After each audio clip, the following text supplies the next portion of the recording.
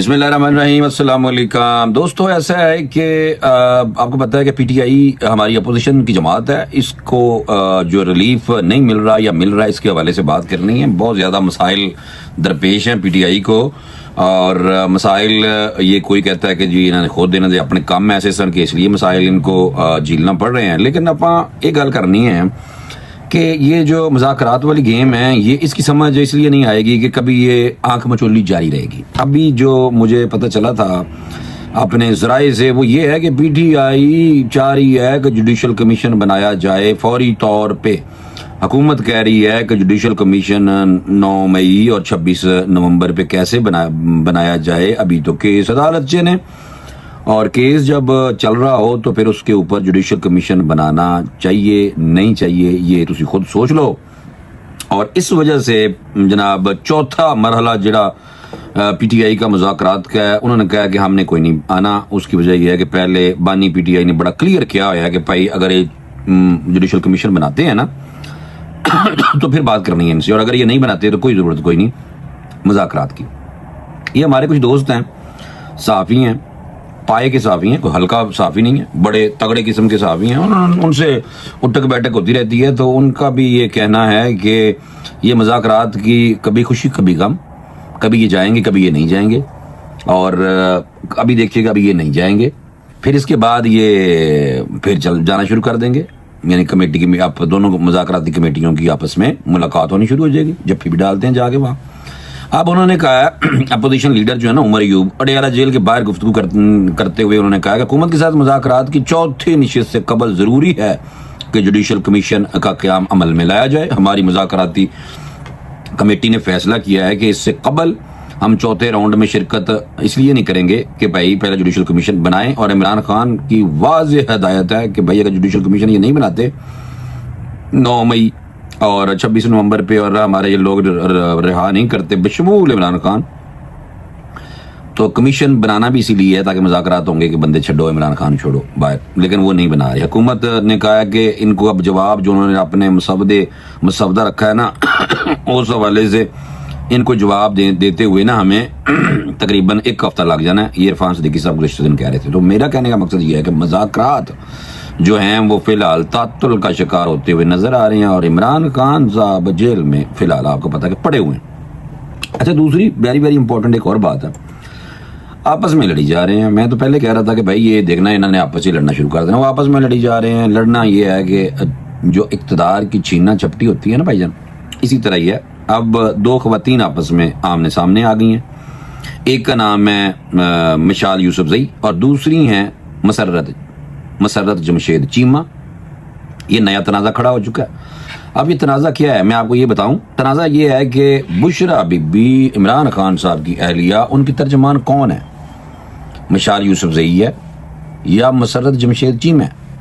आज तक ये नहीं समझ आ रही, क्योंकि मिशाल यूसुफजई कह रही है कि इमरान खान ने मुझे लगाया है बुशरा बीबी का तर्जमान, और मसरत जमशेद चीमा कहती हैं कि नहीं मैनू लाया। ये आपस से लड़ी जा रहे हैं भाई। और इसमें हुआ ये है कि मैं थोड़ा सा आपको बता भी देता हूँ कि मिशाल यूसुफजई के मुताबिक इमरान खान ने इन्हें बुशरा बीबी का तर्जमान नामजद किया है, जबकि मुसरत जमशेद चीमा का दावा है कि बानी पीटीआई ने अपनी अहलिया की तर्जमानी की जिम्मेदारी इन्हें सौंपी है। और मुसरत जमशेद चीमा का कहना है कि मिशाल यूसुफजई को बुशरा बीबी के सिर्फ लीगल मामला देखने का कहा गया। इस हवाले से इमरान खान के वकील से भी कोई बात हुई थी। उन्होंने फवाद चौधरी का भाई, उन्होंने कहा है कि कुछ लोगों के लिए ये जो है ना जानब से किसी को भी बुशरा बीबी का तर्जमान, उन्होंने कहा किसी को भी बुशरा बीबी का तर्जमान बनाया जा सकता है। इस हवाले से कोई नोटिफिकेशन सामने आया तो फिर मैं गल करांगा, वरना मैं बात नहीं करता। मिशाल यूसुफजई ने कहा कि मैं कुछ लोगों के लिए थ्रेट बनी हुई हूँ, अपने और पुराए मेरा जेल में दाखिला रोकने की कोशिश कर रहे हैं, यानी कि इमरान खान से मिलने और बुशरा बीबी से मिलने नहीं दिए जा रहा। मिशाल यूसुफजई का ये कहना है। बुशरा बीबी की तर्जमान मैं थी और मैं ही रहूंगी। मसरत जमशेद चीमा को किसी ने ये जिम्मेदारी सौंपी ही नहीं है। आपके रास्ते में कोई रोड़े अटका रहा है तो बताएं बीबी कौन है, ये भी दस दो। लेकिन ये बातें हुई हैं तो उनका कहना था कि ये बातें पर्दे में ही रहने दें, पर्दा जो है ना वही ठीक है। उन्होंने कहा मैं पर्दे से ये बातें रखना चाहती हैं। और मैं ये अभी नहीं बात करना चाहती कि जनाब मेरे खिलाफ रोड़े कौन अटका रहा है।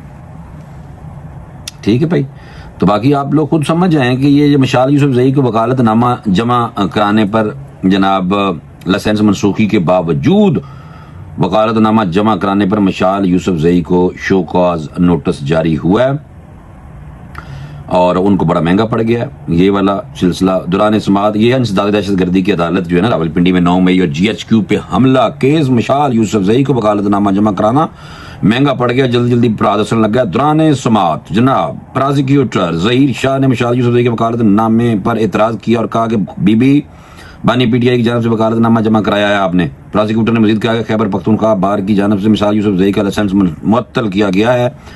पूछना यह है कि लाइसेंस मुअत्तली के बावजूद वो वकालतनामा कैसे दस्तखत करा सकती हैं इमरान खान से।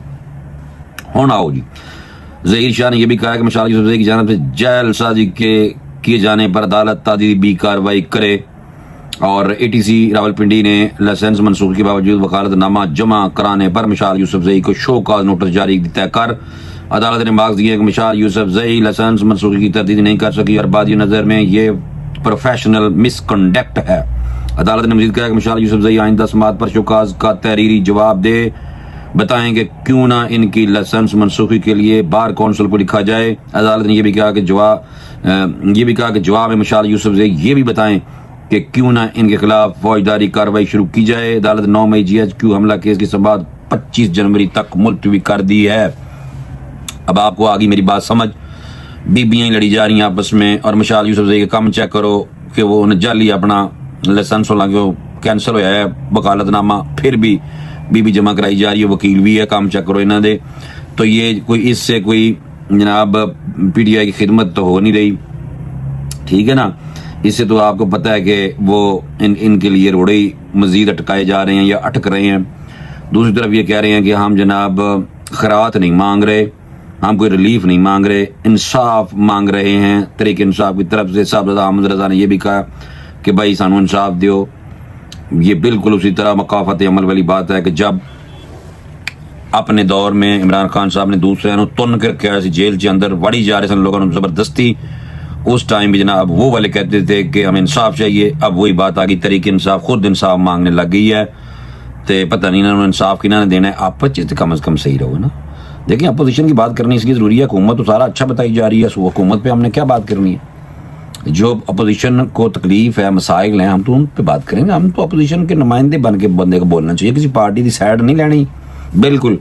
लेकिन ये आपस में लड़ी जा रहे हैं। मैंने कहा फौरी तौर पे आपको बताऊं कि इनकी दूसरा दिन है आज, दूसरे दिन की इनकी अपडेट मेरे पास ये थी कि ना मुज़ाकरात में बैठ रहे हैं आप और कहते हैं बस जुडिशल कमीशन बनाओ। वो कहते हैं ये बन नहीं सकता, हुकूमत ऐसे लेट करी जाएगी और इसी तरह हुकूमत ने अपना टाइम टपाते जाना है, यानी कि टाइम गुजरता जाएगा और हुकूमत चलती रहेगी और इमरान खान अंदर पड़े रहेंगे। और मशाल यूसुफजई और इस तरह की खवातीन जो हैं वो अब आपस में लड़ने लग गई हैं कि भाई हम, वो कहती है मैं हूँ उनकी तर्जमान बीबी की, बुशरा बीबी की, दूसरी कहती है मैं हूँ। बस अब आप देख लें, मैं अब इससे ज़्यादा क्या तबसरे फरमाऊँ, बस आपको बताना था कि आपस में लड़ी जा रहे हैं भाई।